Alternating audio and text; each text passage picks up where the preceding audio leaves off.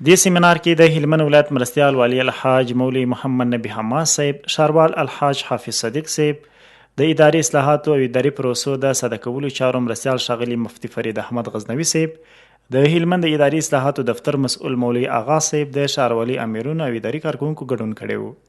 سیمینار د قرآن کریم د څو مبارکو آیتونو په تلاوت کولو سره شروع سو. په پیل کې د هلمند مرستیال والی ښاغلي حماس خپل ارزښتناک وینا وکړه. نوموړي د ښاروال څخه مننه وکړه چې د ښاروالۍ اړوند چارو کې خپلې هڅې نه دي سپمولي او زیار باسي چې لښکرګاه ښار الله زیات سمسور او ښایسته سي. مرستیال والی زیاته کړې چې د سپیڅلي اسلامي نظام هدف د یاد سیمینار څخه د هلمند اوسیدونکو ته د اسانتیاو رامنځته کول دي. اداري پروسې ساده سوي ترڅو هلمندوال په اسانۍ سره خپلو اړوندو ستونزو ته رسیدنه وکړي.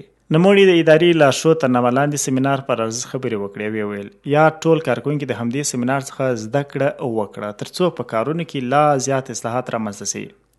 همداراز د اجنډا مطابق د مرکز کابل څخه د راغلي پلاوي مشر او د اداري اصلاحات او اداري پروسو ساده کولو مرستیال ښاغلي غزنوي د اداري لارښود سیمینار پر ارزښت وینا وکړه. د وویل دا لارښود کې مو د ښاروالۍ اړوند هغه معلومات ځای پر ځای کړي چې د ادارې په سمون کې اصلاحات راولي. یاد سیمینار کې د اداري اصلاحاتو د پروسو د تحلیل او تجزیه کارپوه ښاغلي نصیر احمد مجدي له لوري د ښاروالۍ اړوند بیلابیل امریتونو او مدیریتونو لپاره د طرحو، فورمونو او فلو چارتونو په اړه تفصیلي معلومات وړاندې سوه.